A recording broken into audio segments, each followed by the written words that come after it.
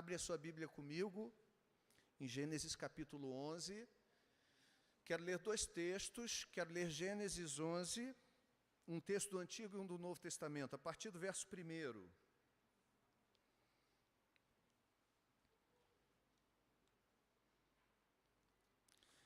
Gênesis capítulo 11, verso 1, vou ler na Almeida Revista e Atualizada.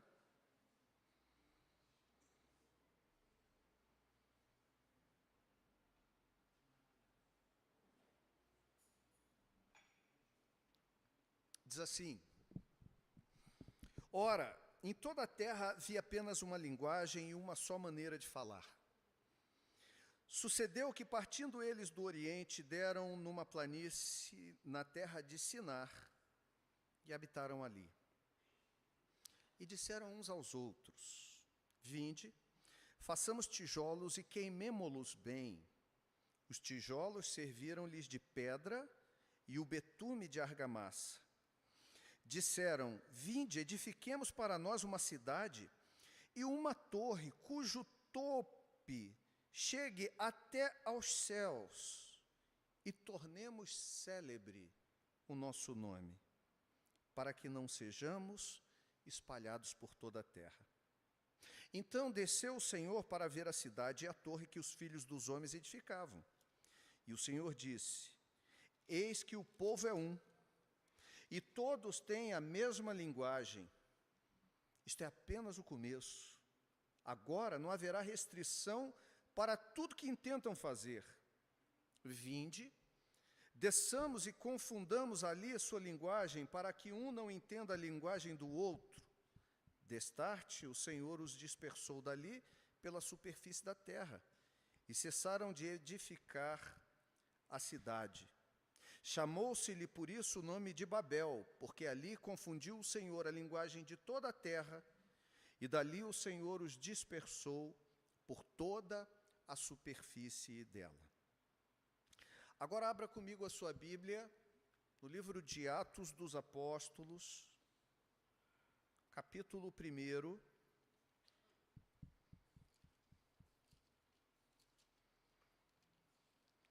Atos, capítulo 1.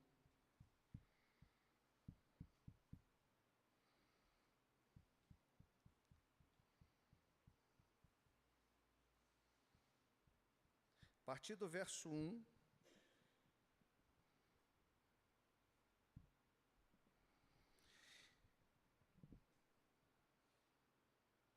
escrevi o primeiro tratado a Teófilo, relatando todas as coisas que Jesus começou a fazer e a ensinar até o dia em que, depois de haver dado mandamentos por intermédio do Espírito Santo aos apóstolos que escolhera, foi elevado às alturas.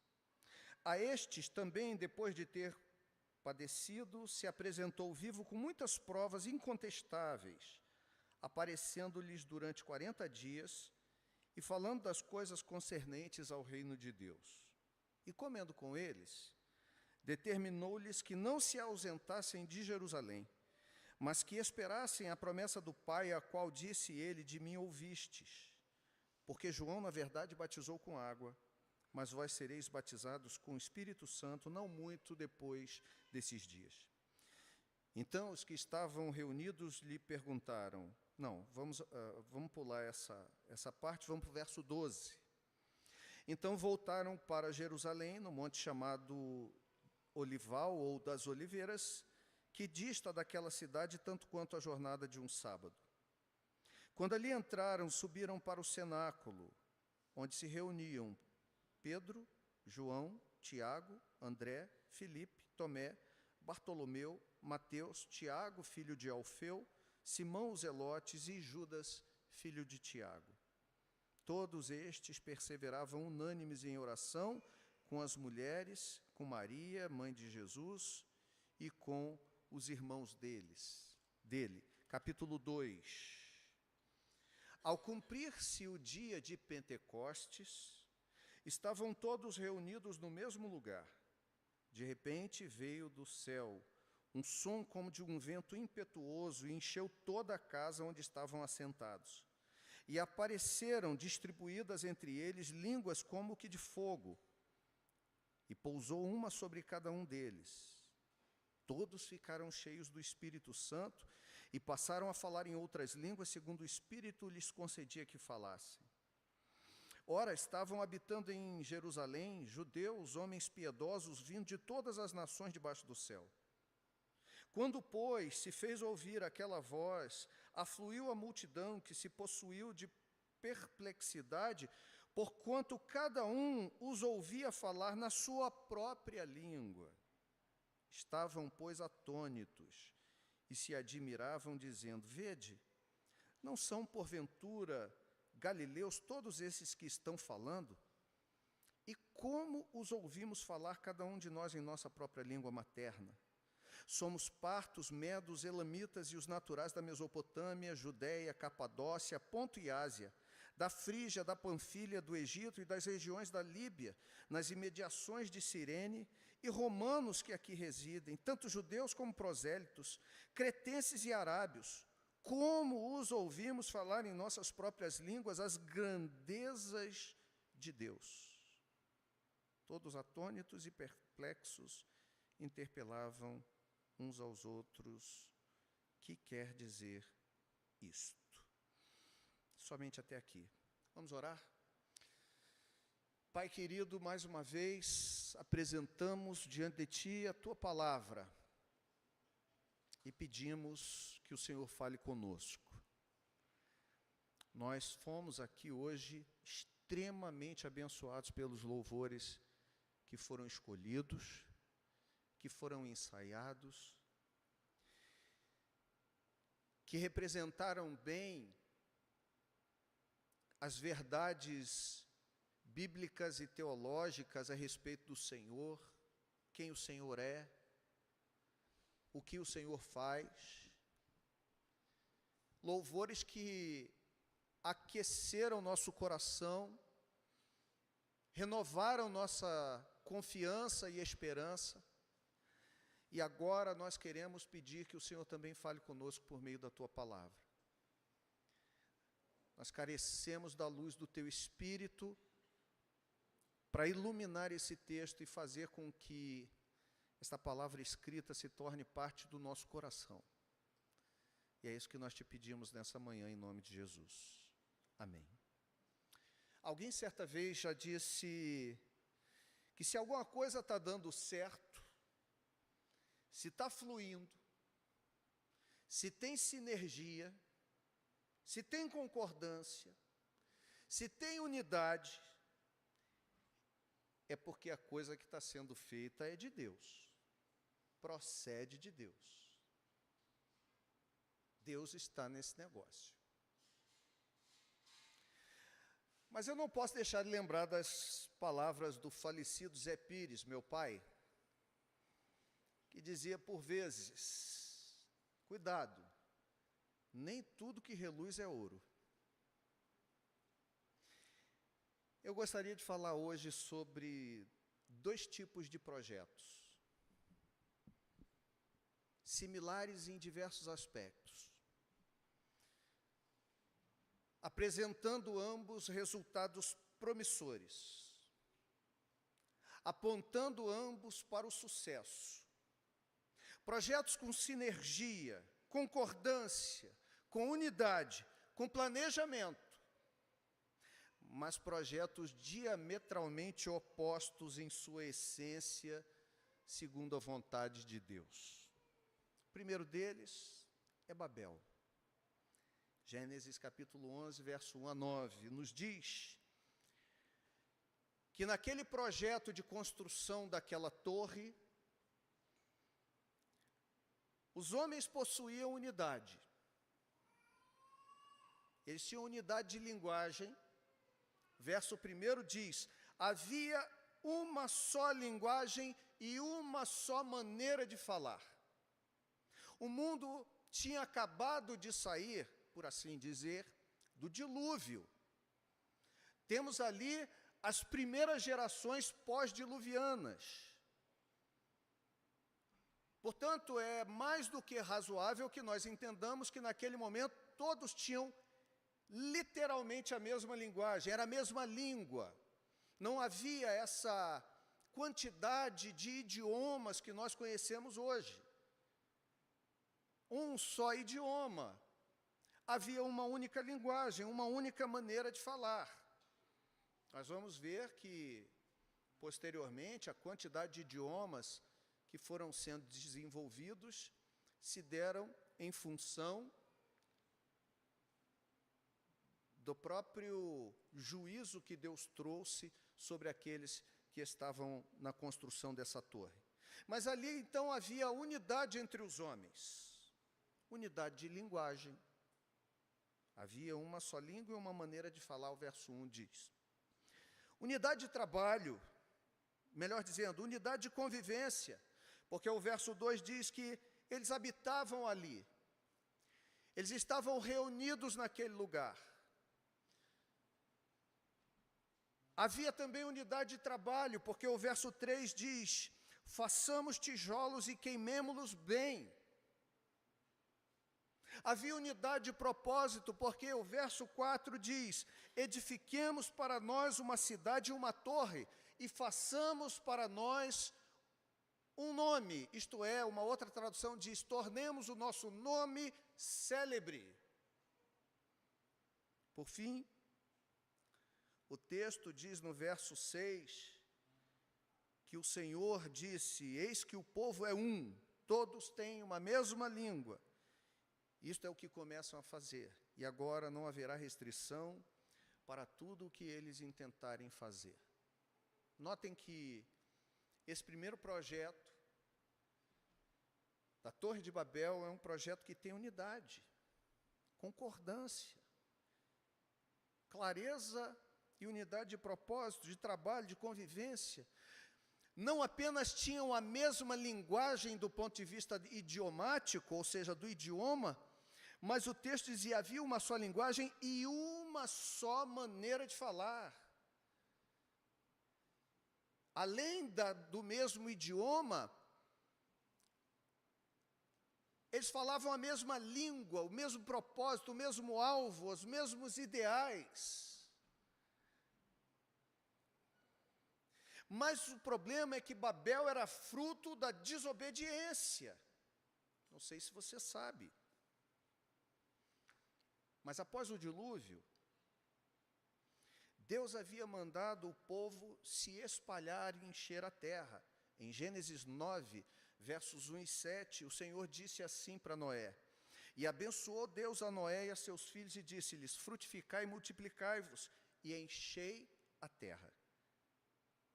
Verso 7, mas vós frutificai e multiplicai-vos, povoai abundantemente a terra e multiplicai-vos nela. O ponto aqui é que o mandato cultural, que nós chamamos, que é esta mensagem de povoar a terra, multiplicar, dominar, frutificar novamente sobre a terra, é a repetição do mandato cultural que Deus dera a Adão. Adão e Eva, vocês vão encher a terra, multiplicar, vão dominar sobre ela. Então, vocês têm que encher a terra, espalhem-se.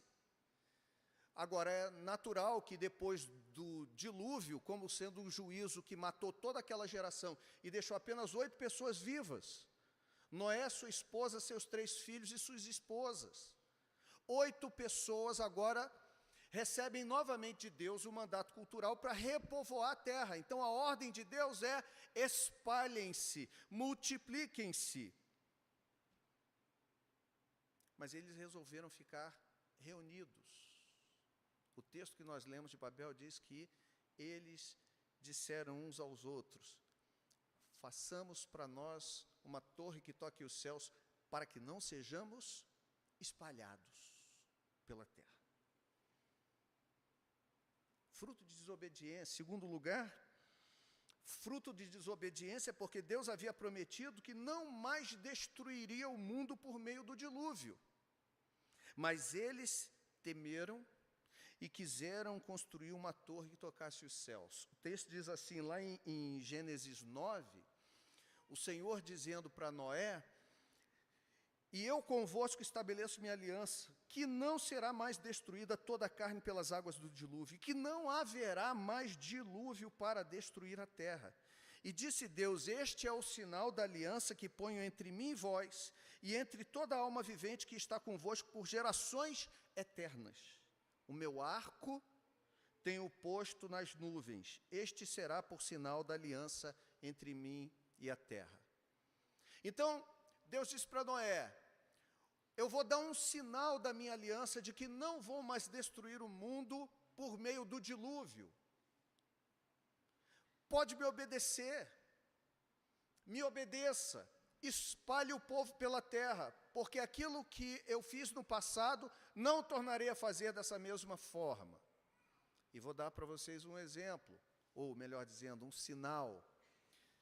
O sinal é que Marcele viu que meu copo d'água está vazio.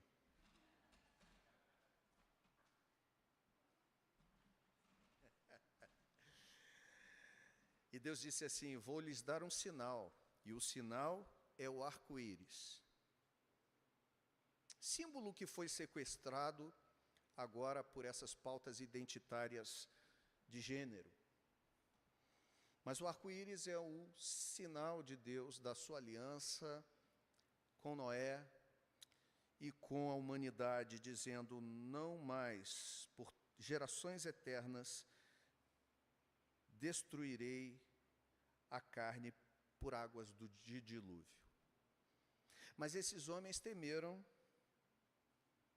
essa geração temeu. Muito obrigado, Marcele. E quis construir uma torre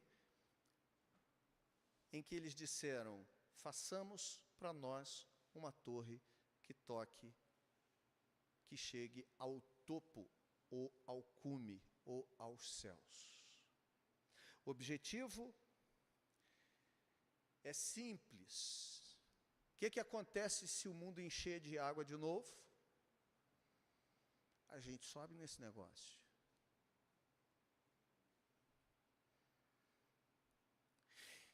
É fruto de desobediência a Babel, porque Deus está dizendo: confiem em mim.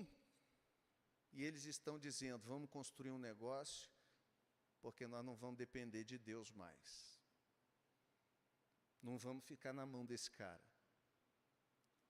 Vai que ele entra numa de destruir tudo de novo, nessas condições, de não cumprir sua palavra. A gente mete o pé e sobe a escada. Eu não sei se você sabe, mas Babel é um zigurate. É uma construção antiga. Não é a torre de Pisa. Pizza é ótimo. Torre de Pizza está ali, Itacoatiara. Não é a torre de Pisa. O ato falho, né? Ato falho, o cara já está pensando em comida na hora do almoço. A torre de Pisa, né, que a gente vê lá na Itália, né? Meio tortinha. Ou a torre Eiffel. Não, não é nada disso.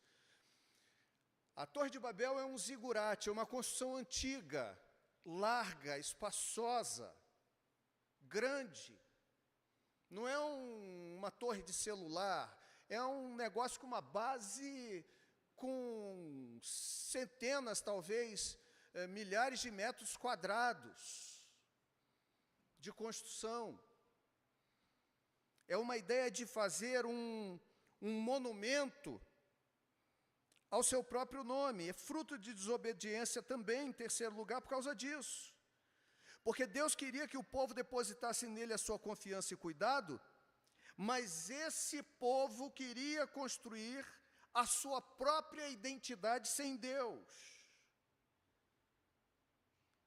Deus falou para Noé, e para os que saíram da arca com ele, que ele daria dominação, Deus lhes daria domínio sobre a criação.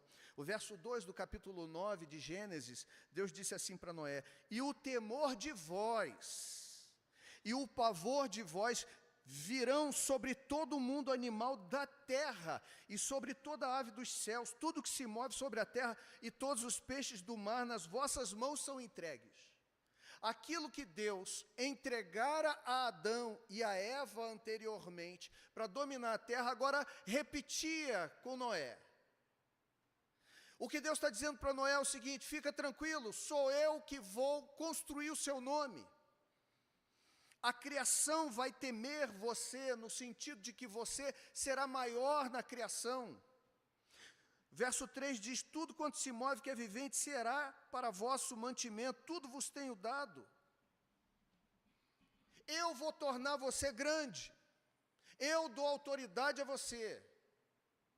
Mas os homens de Babel queriam construir uma torre que tocasse aos céus, e que eles terminam dizendo, para que tornemos o nosso nome célebre. Ou a tradução que lemos, para que façamos o nosso nome. Portanto, apesar de ser um projeto que tinha tudo para dar sucesso, verso 6 do capítulo 11 diz, não há restrição para o que eles desejarem agora fazer, há unidade entre eles, o povo é um só e fala a mesma língua. Havia unidade de propósito, havia unidade do trabalho, havia unidade na linguagem, havia unidade nos ideais, mas era fruto de desobediência. Era fruto do desejo de construir para si um nome, fruto do desejo de não mais depender de Deus, fruto do desejo de desobedecer deliberadamente a Deus, que mandou o povo se espalhar, e eles disseram, nós vamos ficar, aqui. Mas podia ter dado certo. O povo tem unidade, tem uma língua. Tudo que eles intentam agora fazer, nada lhes será restrito. Coisa ruim também dá certo, gente. E talvez esse seja o grande perigo. Como dizia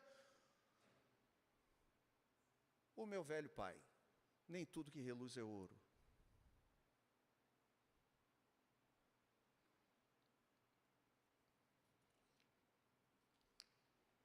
Babel significa porta de Deus. A tradição do Código de Hammurabi diz que Babel teria sido uma cidade fundada pelo deus Marduk, Deus com poder cósmico.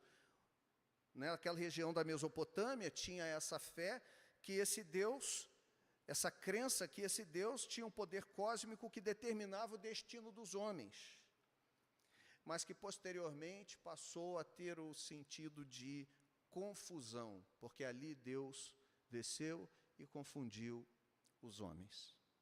Como consequência desse projeto com unidade, bem organizado, planejado, sendo bem executado, contudo um projeto desobediente a Deus, o Senhor desceu e os confundiu. O verso 7 diz que o Senhor diz assim, desçamos e confundamos ali a sua língua para que não se entendam um ao outro. Deus então confunde a sua linguagem. E aqueles que estavam falando uma só língua, agora se viram encalacrados. Por quê? Porque a ideia do texto pressupõe que, enquanto nós estamos aqui conversando e falando na mesma linguagem, eu, de repente, de forma sobrenatural, começo a falar numa língua que vocês não entendem mais. Essa língua, então, agora é um novo idioma. Só que há um grupo que me entende, outro que não. E aí alguém começa a falar e o outro entende. Há um grupo que entende uma segunda língua e outro não. E aí há um terceiro grupo que fala uma outra língua e um quarto grupo que fala uma outra. E o que o texto, então, quer nos dar a entender é que esses bolsões que falavam as mesmas línguas, os mesmos idiomas naquele momento, então, vão se aglutinando e se separando. E isso faz com que aqueles que disseram que iam ficar naquele lugar sejam espalhados, como Deus havia ordenado. Deus desce e confunde a sua linguagem, Deus desce e os espalha, Deus desce e cessa essa obra humana. E o texto termina dizendo: e cessaram de edificar a cidade. Essa é Babel. Projeto promissor, com sinergia, com unidade, propósitos afinados, mas é um projeto desobediente. Projeto para construir o nome próprio, projeto para desobedecer a Deus.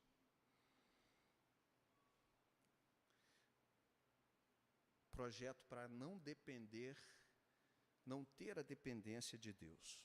O segundo texto que nós lemos é o texto que fala sobre o Pentecoste. E eu queria destacar para vocês as similaridades com o que nós acabamos de ver em Babel. Porque em Babel, os homens tinham unidade, como nós vimos. Em Pentecostes também.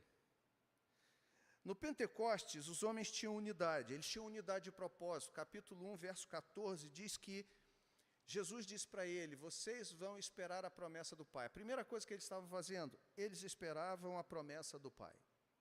Eles tinham unidade no mesmo propósito. 120 homens reunidos no espaço mais ou menos como o tamanho dessa igreja. Temos 130 cadeiras aqui. Mais ou menos essa igreja, com todas as cadeiras lotadas, era a quantidade de discípulos que tinha no cenáculo, em Atos capítulo 2. 120 homens, com unidade de propósito, esperando a promessa do Pai. Com unidade de pensamento, capítulo 1, verso 14, todos eles perseveravam. Tinham o mesmo pensamento, estavam juntos. Tinham unidade de linguagem, perseveravam unânimes em orações e súplicas. A linguagem era uma só: orar, buscar, suplicar, clamar, pedir a Deus e mais. Tinham unidade de convivência, de habitação, de localidade. Estavam todos reunidos no mesmo lugar. Há uma similaridade entre o episódio de Babel e entre o episódio do Pentecoste. Só que o Pentecoste era fruto de obediência. Pentecoste, que significa 50º, 50, era a festa realizada 50 dias após a Páscoa, no início da colheita. Também conhecida como Festa das Semanas, ou Festa da Colheita, ou ainda Festa da Cega dos Primeiros Grãos. Era uma festa definida por Deus, estabelecida por Deus desde o período do Antigo Testamento, que tinha um significado e um simbolismo muito grande, cuja promessa que Deus dera desde o profeta Joel lá atrás, era que haveria um derramar que se estava sendo esperado, que é o que Pedro vai dizer quando ele começa a pregar em Atos capítulo 2, capítulo 3. Essa é a promessa que os nossos pais estavam esperando, conforme disse o profeta Joel. Só que Pentecoste era fruto de obediência, tinha sinergia, tinha unidade de propósito, de pensamento, de linguagem, de localidades, de habitação, convivência, mas era fruto de obediência. Homens que obedeceram, não se ausentando de Jerusalém. No primeiro momento, Deus disse para os homens se espalharem pela terra, eles resolveram ficar em Babel. Mas no Pentecoste, Deus vira para os seus discípulos e diz: agora vocês não vão se ausentar de Jerusalém. E eles obedecem. Homens que obedeceram, esperando a promessa do Pai, porque Jesus disse: vocês não vão se ausentar de Jerusalém, até que do alto vocês sejam revestidos de poder, e a promessa de Deus se cumpra, conforme João Batista disse: eu vos batizo com água, mas vem outro que vos batizará com o Espírito Santo. Fruto de obediência, porque foi realizado por homens que obedeceram por não estarem interessados em criar o seu próprio nome, em tornar o seu nome célebre. Mas eram homens e mulheres, 120, que desejavam apenas engrandecer o nome de Jesus, reunidos ali dentro do cenáculo, obedientes, aguardando a promessa de Deus. Como consequência, o Espírito Santo desceu sobre os discípulos e derramou o seu poder sobre aquela unidade. No episódio anterior, Deus desce e confunde aquela unidade e acaba com tudo. Nesse episódio, o Espírito Santo desce e derrama seu poder e começa tudo. O texto diz que é de repente, num mesmo lugar, veio do céu um som, como de um vento, e encheu a todos. A confusão agora não é a de Babel, que espalha, mas a confusão agora é santa em Jerusalém, que agrega. Aqueles que estavam espalhados pelo mundo encontravam-se em Jerusalém. O texto diz, você lembra? Citas, celtas, bárbaros, romanos, cretenses, arábios, e gente de todo o mundo que estava em Jerusalém para a festa de Pentecostes. Homens judeus de todas as nações debaixo do céu, que falavam muitas línguas, que agora eles falam idiomas das suas terras. Mas todos entendiam agora uma só linguagem. Não são esses homens galileus? Como é que nós, sendo homens do mundo inteiro, os temos ouvido em nossas próprias línguas maternas falar das grandezas de Deus? Em Babel, Deus desce e dá um monte de língua para confundir e espalhar. No Pentecoste, Deus desce, dá um monte de língua para juntar e reunificar. Ali começou a obra do Espírito Santo com a igreja unida, impactando a cidade. Em Babel, o Senhor desce para confundir e dispersar. No Pentecoste, o Senhor desce para trazer unidade aos homens. Em Babel, as diversas línguas separam. Em Pentecoste, elas reunificam. Sob projetos humanos, as diferenças criam confusão e separação. Mas debaixo dos propósitos de Deus, as diferenças unificam. Eu podia explorar isso, mas não vou fazer isso hoje. Falar sobre 1 Coríntios 12 e a relação do corpo que tem muitos membros, mas é um único corpo. Faço isso em outro momento. Porque quero chegar ao ponto da conclusão nessa manhã, de perguntar a você, de qual dos dois projetos você tem participado? Quais têm sido os projetos da sua vida? Semelhantes a Pentecoste ou semelhantes a Babel? Projetos que são fruto de desobediência, projetos que têm sinergia, potencial, podem dar certo, têm até unidade, concordância. E às vezes tem gente que diz, olha, onde 2 ou 3 concordarem, olha, nós já concordamos. Formação de quadrilha também é fruto de concordância.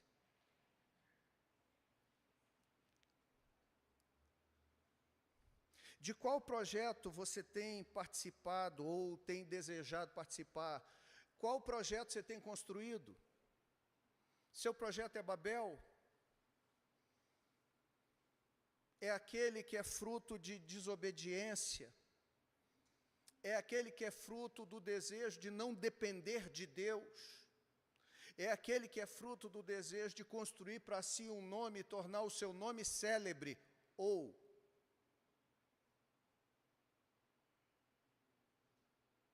Pentecoste? Obedecer a Deus para glorificar o nome de Cristo. confiar em Deus para que Ele torne o seu nome célebre. É interessante, Gênesis capítulo 11, que nós lemos, Torre de Babel. Os homens estão edificando uma torre e eles dizem, para que não sejamos dispersos pelo mundo, uma torre cujo cume toque aos céus, e para que o nosso nome seja célebre.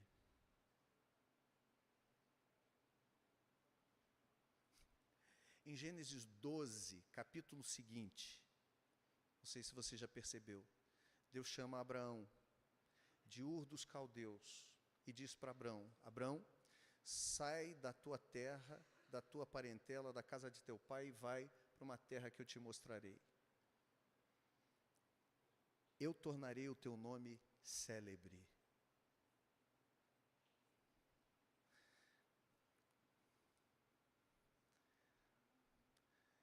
Eu penso que às vezes tem um monte de nome célebre por aí.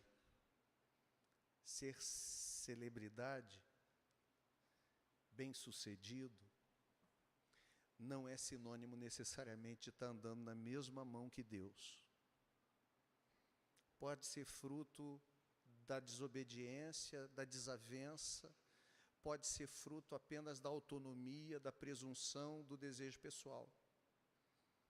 Assim os homens queriam fazer em Babel.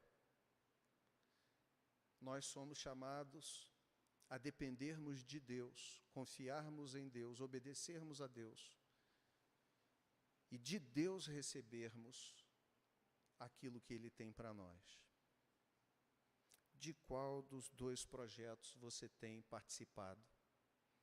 Qual dos dois projetos você tem construído na sua vida?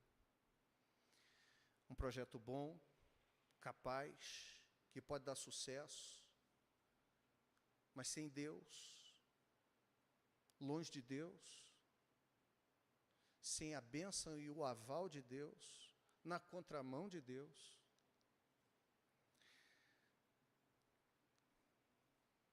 Não é esse o projeto que Deus tem para você e para mim. Deus tem para nós um projeto como o de Pentecoste, de obediência, para recebermos dele a graça, o poder, e para termos, por meio dele, melhor dizendo, para por meio dele sermos ou nos tornarmos conhecidos. De qual projeto você tem participado? Qual deles você tem construído a sua vida? Pessoal sem Deus? Ou aquele que vai depender de Deus em toda circunstância para você se tornar alguém? Vamos orar. Feche os seus olhos. Pai, nós louvamos o Teu nome porque o Senhor nos ensina nessa vida. Aquele que perde por amor de Ti, ganha. Aquele que perde por amor de Ti, encontra. Enquanto nesse mundo os valores são a autossuficiência, a independência, no Teu reino, Senhor, os valores são de dependência total do Senhor em todos os aspectos da nossa vida. Não queremos construir uma torre de Babel, Senhor. Queremos ser dependentes da ação do alto, mas não para descer e confundir o nosso nome, nossa vida, nossos projetos. Mas queremos depender da força do alto para nos ungir, para nos capacitar, para nos encher. Que nessa manhã, Senhor, nós possamos redesenhar o nosso caminho, se porventura ele tem se assemelhado mais à construção de uma torre do que de uma comunidade. Queremos te pedir em nome de Jesus que o Senhor nos abençoe. Que nosso coração possa estar humilde e humilhado em Tua presença. Tua palavra diz que o Senhor resiste aos soberbos, mas dá graça aos humildes. Que seja assim, Senhor, e nós possamos encontrar no Senhor a satisfação que aqueles que construíram aquela torre não puderam encontrar. Em nome de Jesus.